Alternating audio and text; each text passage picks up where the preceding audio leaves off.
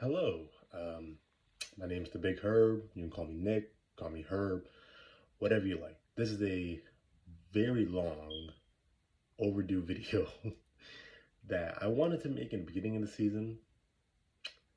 I don't know why I didn't do it. You can call it laziness. You call it whatever you want. I think it's laziness. I'm not gonna lie. I am recording this on my phone. I will eventually get a camera and a microphone, but I just got watched. I just got finished watching the Bucks and the Blazers game, and I just wanted to talk about a few things, like my thoughts about this season, what I've seen for certain teams, and what are my, I guess, thoughts on some moves that have been made or were already made in the structure of teams and how coaches are utilizing players or underutilizing players. And the main team right now I actually want to talk about are the Bucks. So they just won. They won by 6, but they were down. It was like a struggle win against a 13th seed, the Blazers, right?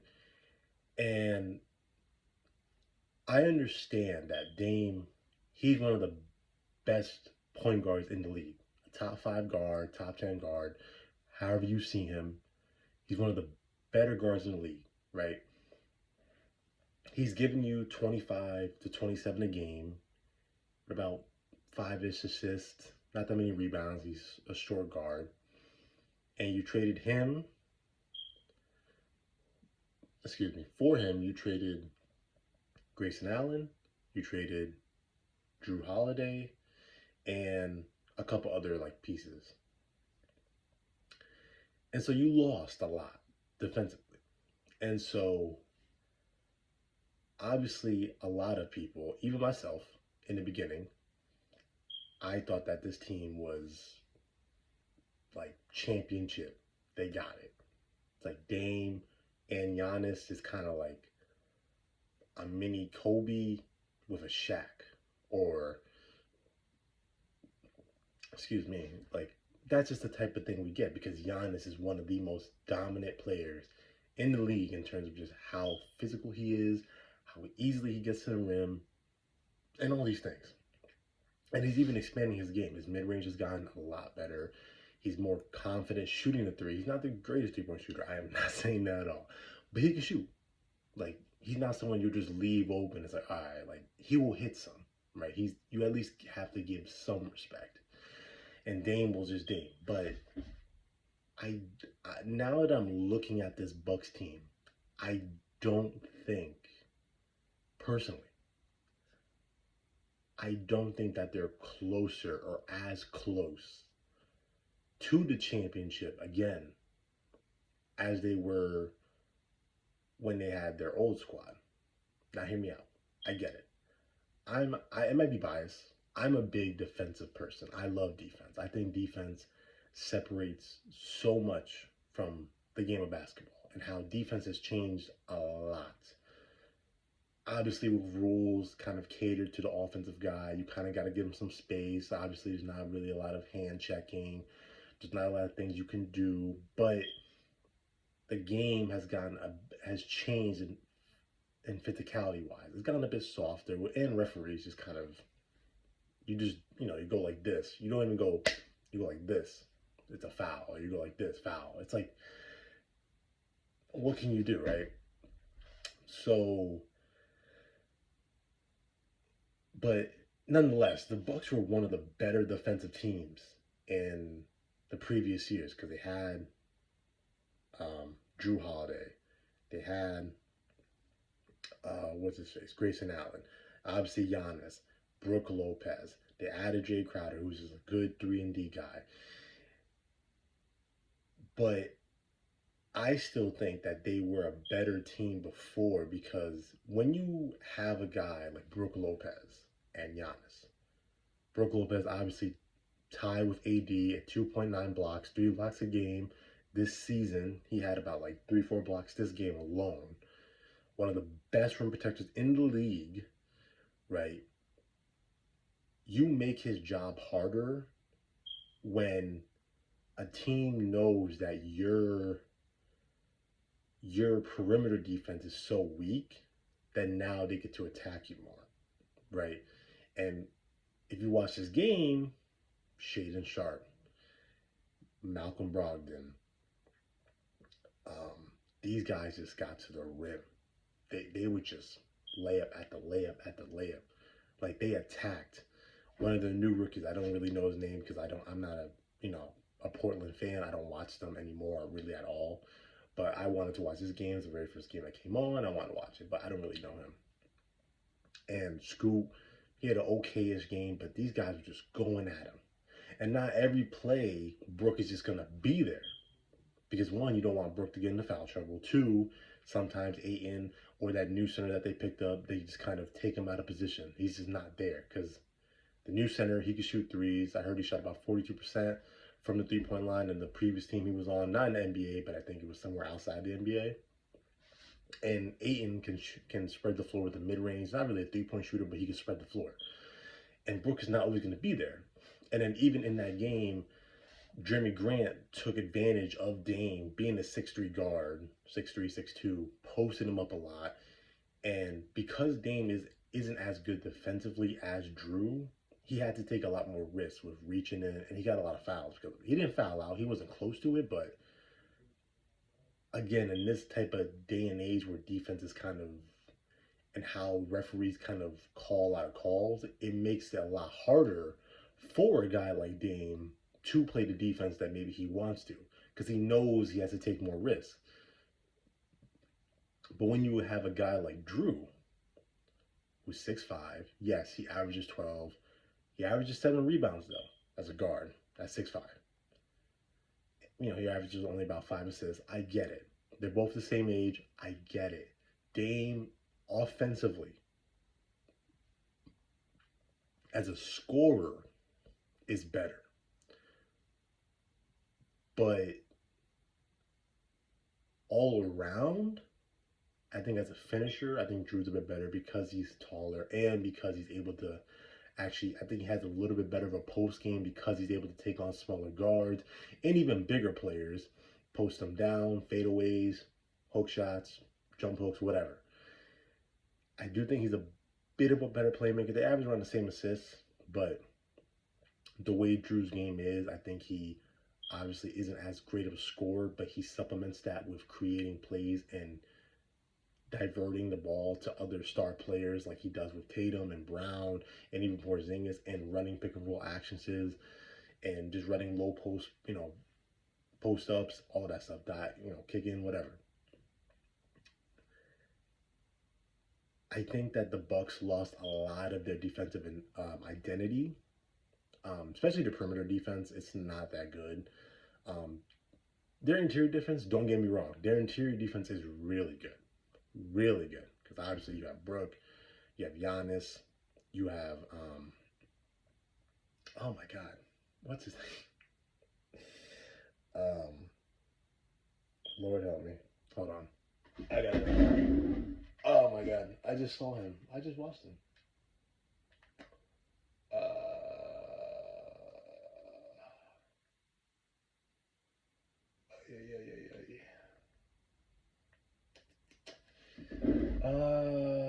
Bobby Portis. I'm sorry. Oh my God. I don't know basketball. All right. You have guys that can play defense, right? But again, having someone on the perimeter, especially a guard, because a lot of the game is guard oriented. Someone who you are more comfortable with switching with, someone who you know is going to fight over screens a lot better, someone who is more physical. Because even against the Boston Celtics, Drew Holiday was guarding Giannis, and you may think like, who does it? But he's a 6'5" guarding, and he's comfortable, and he's okay with it. He's not like, yo, why are you got me guarding? Like, why am I not guarding Dame? Well, he doesn't need to guard Dame. He can, but you have Tatum, you have Brown, you have other guys who can take care of that, who are as good of defenders. And obviously losing Grayson Allen, you also lose another really good 3-and-D guy, a guy who can guard really well.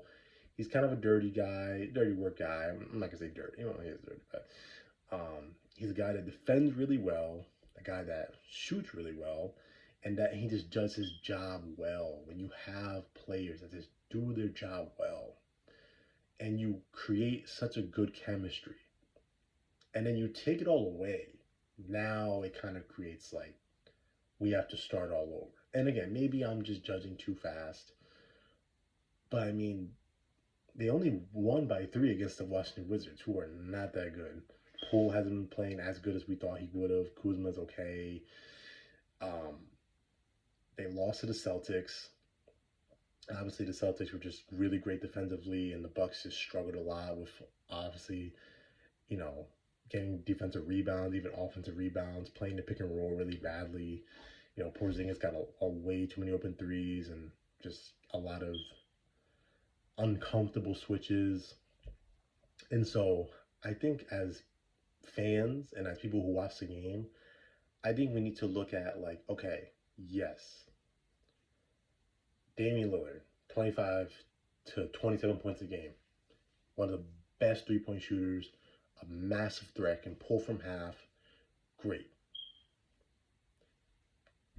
Jrue Holiday, one of the best, if not the best, perimeter defender in the league, outside of like Caruso and such, in my opinion.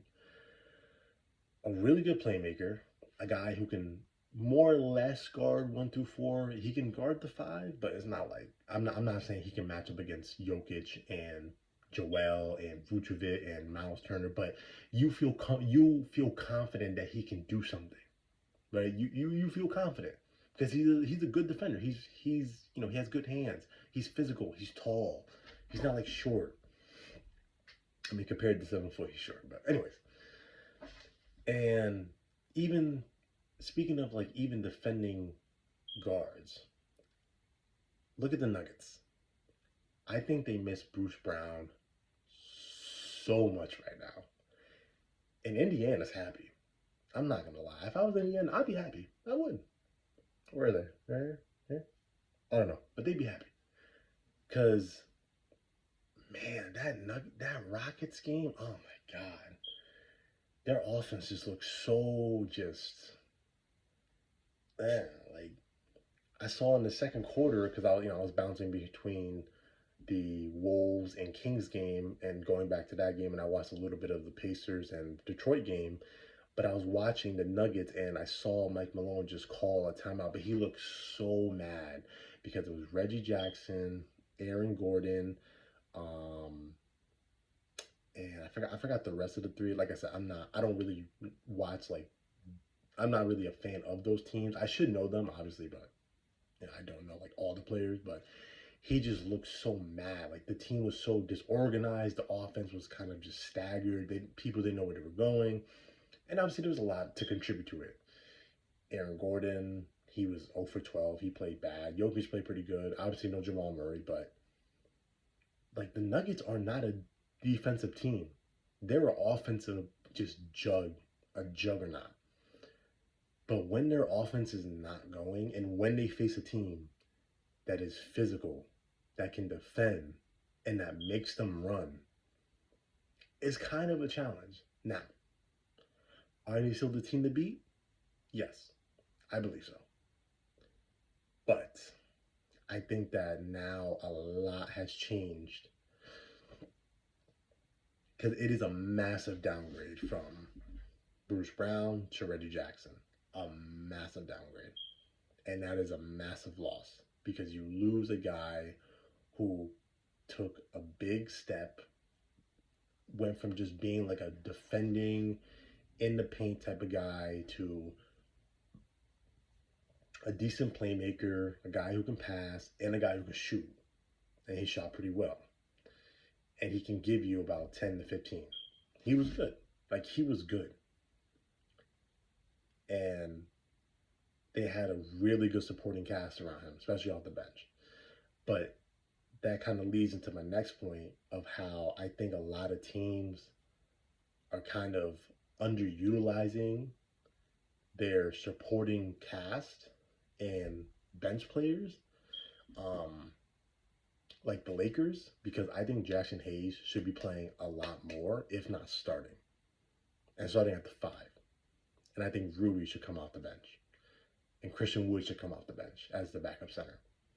Because I think Jackson Hayes is a younger Dwight in the bubble season. Hear me out. He is not Dwight by any means, but he is a rim running, athletic, and I mean athletic, big, a really agile rim running big who his role is to guard the 5-man, right? Let AD play the 4 because that's where AD is most comfortable because he's not that strong. He's only like 225, 230. Going up against those 260, 270 Joels and Jokic's, he's getting eaten alive. Eaten alive. It's just not, and he's not comfortable doing it. He's even said it himself. But you have a guy who can play the pick and roll really well, a guy who is very athletic, a guy who just catches lobs. Yes, can he shoot? No. Is he a good shooter at all? No. Does he have a lot of post game? Not really. But you don't need him to be that. You just need him to make everyone's job a lot easier.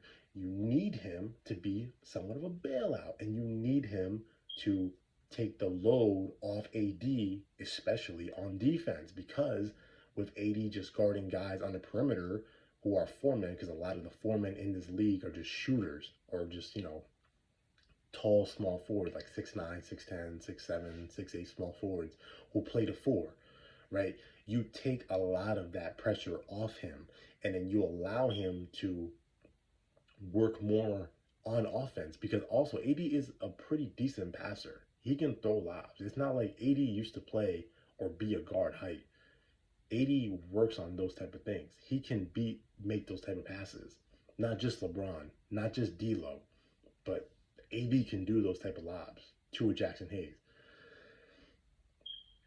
And I think that the Lakers definitely need to use him more. I'm surprised Christian Wood plays a little more than him. I get it though, because, well, I don't get it. I'm not gonna say I do. I understand that he shoots more and he is a better shooter than Jackson Hayes, but I still think Jackson Hayes should be a starter. And I'm not saying it because he's better than Rui or he's better than Christian Wood. I'm saying it because he is a person that will change the trajectory of the Lakers. I think that he is a vital piece, and if he's not used enough, the Lakers will not be as successful, because if we remember, in the 2020 bubble season, the Lakers' best type of lineups are when they ran two bigs, whether it was AD and JaVale or AD and Dwight, with one of them coming off the bench, because they had someone that took the load off of AD on the defensive end. AD's great defensively. He is. But that boy fragile.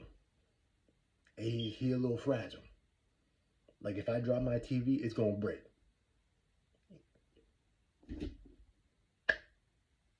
I don't know. Okay. But no, so I hope the Lakers start doing that. I think also I would like to see, my God. I need to see more consistency from AD. And I need to see defense from Austin Reeves. I need to see him work on his defense, because his defense is atrocious. Speaking of atrocious defenders, let's go to the Clippers in LA. I think that was one of the dumbest trades they ever did for James Harden.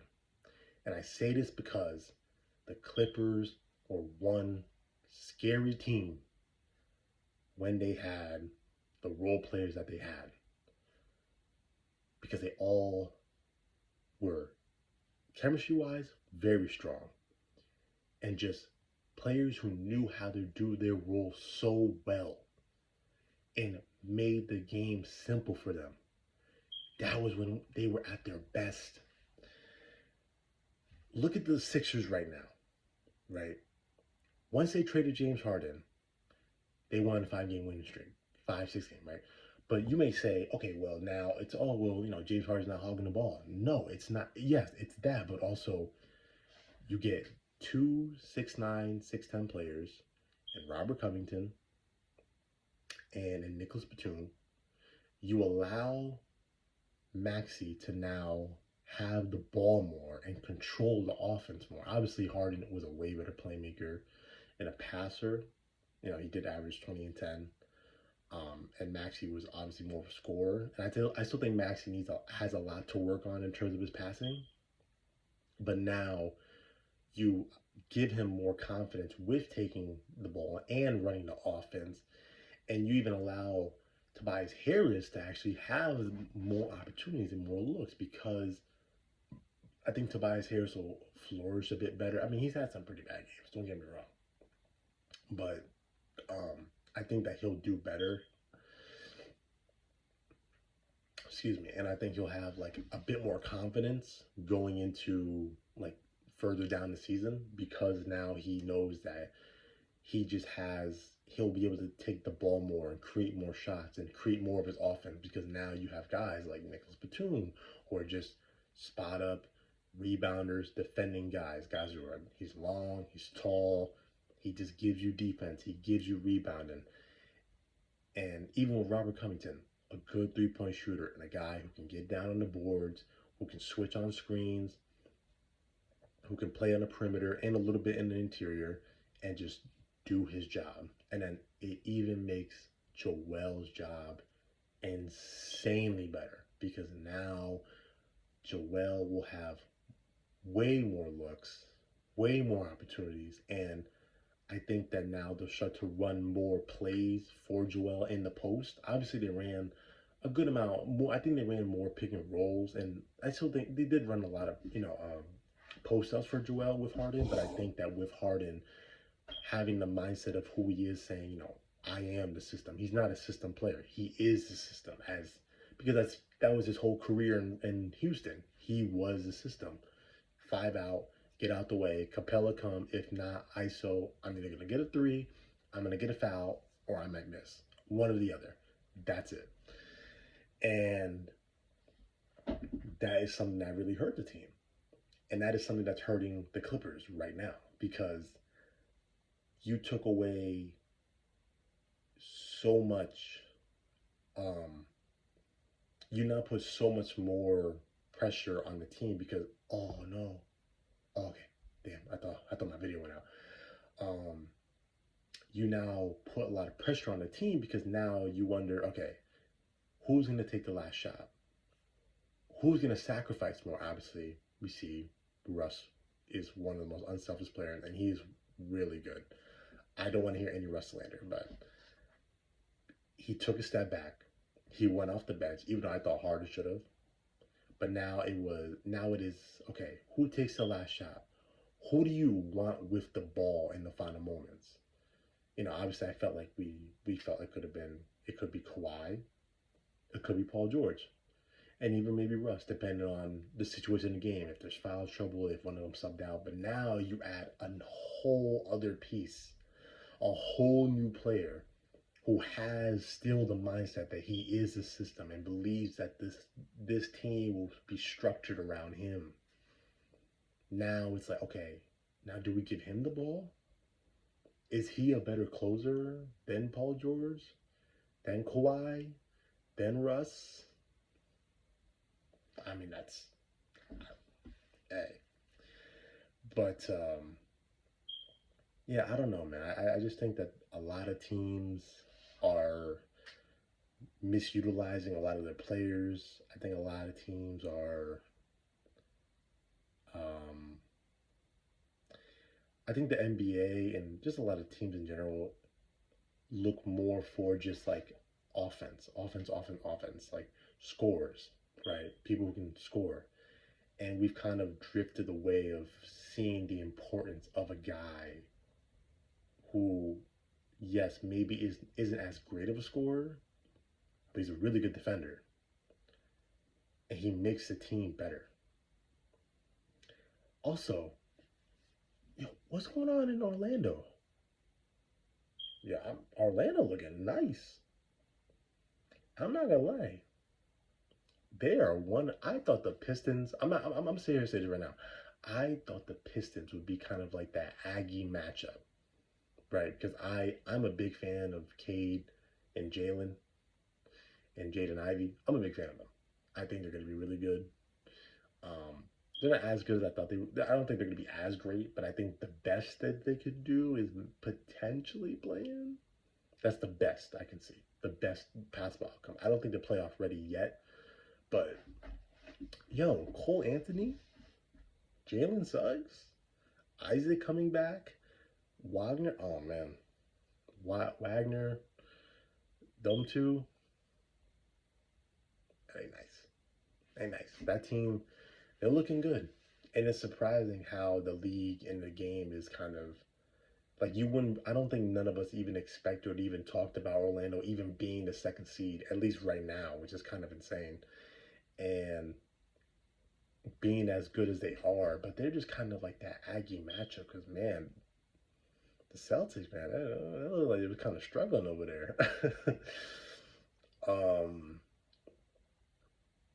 but yeah, and also I just wanted to touch on the Spurs a little bit with Wemby. I think Wemby is actually playing really well. Um, I thought he would have played a bit better, but I think he's fitting into his role and he's trying to figure out a lot of things about the league. I think one thing that annoys me about him defensively is that he jumps. He jumps so much. And what I mean is like, okay, you're 7'4", 7'5". You have a 7'7", 7'8" wingspan. You don't need to jump when someone pump fakes. I get it. You want to block. But if someone's pump faking you at the mid range, you don't need to jump. Just literally, just put your hand up, son. That's all you got to do. I'm saying son as if I'm not damn near the same age as him. Just put your hand up, man. Just put it up. You're 7'5" for crying out loud. 7'4".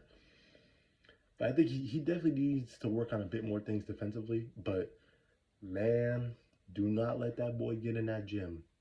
Because if he just tones up and gets stronger, oh man, it's gonna be a rough time for the league. I think the Spurs definitely they're on the come up.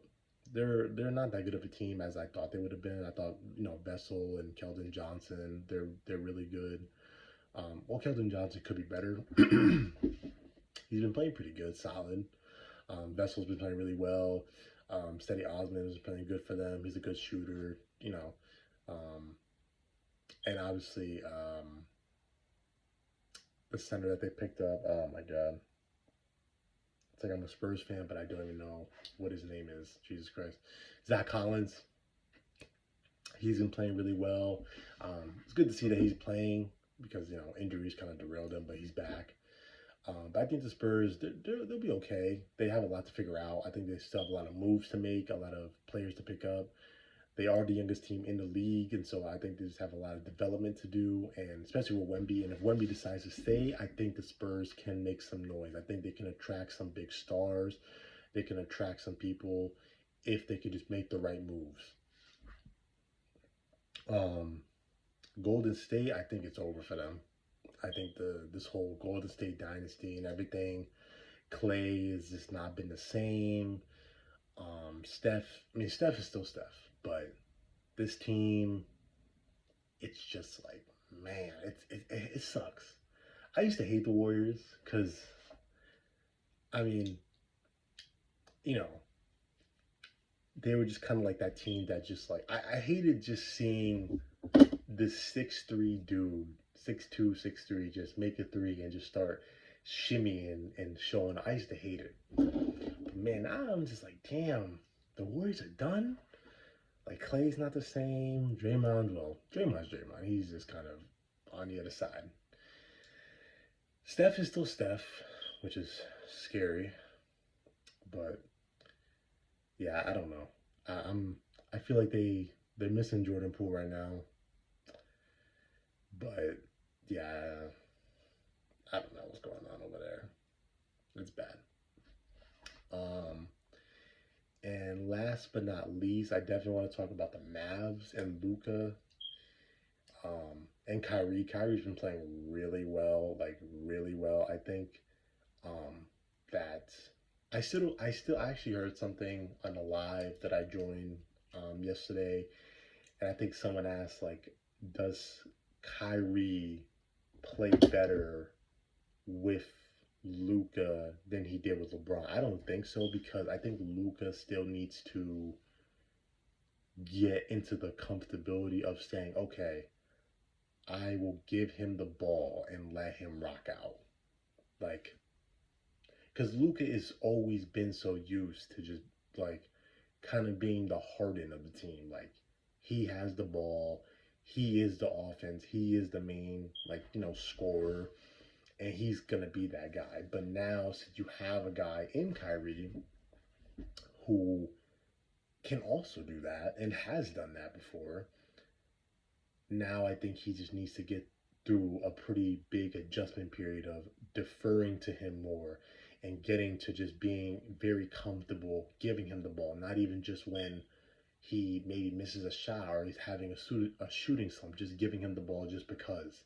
Just like, yo, here, go get one. Uh, you know? And I think that Luca can do that. I think Luca can definitely get to that adjustment period.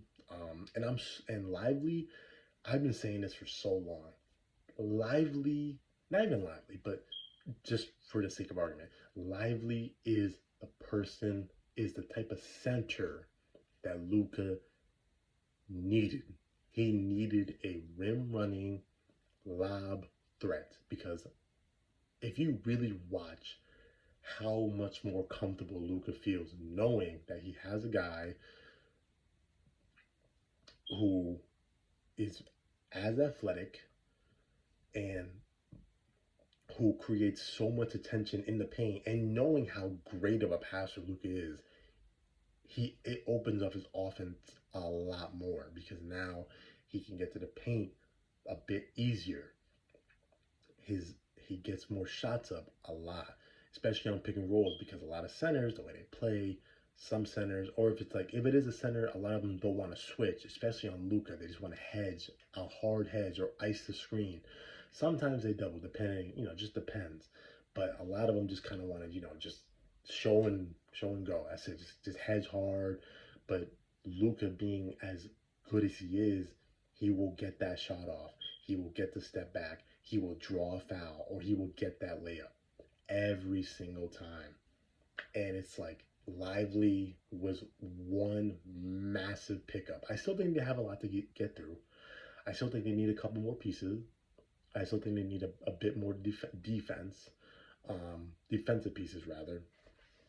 But Lively changed that team, and Kyrie stepping up as well. But um, yeah, I'm just so yeah, this is just um, my thoughts and everything on what's going on in the season. This is a massively overdue video. I wanted to do it at the beginning of the season, before the season started, just giving my predictions, my thoughts on everything. But I didn't do it. Why? Because I was lazy. Maybe I was scared. Oh, damn. Um, but I've done it now. I'm happy about it. And feel free, and please, I encourage it. If I maybe said something wrong, or if you want to further describe something that I'm saying, please leave it in the comments. I open and I welcome criticism, and I welcome, and I'm okay, and I'm fine with being wrong. But I also just want to start giving my thoughts, my perspective on the game, maybe educate some people on certain things, or just like I said, give a different perspective, and also taking feedback, taking other advice, taking other things from other people who may know the game more than I do, because I know the game, but maybe not as much as you do.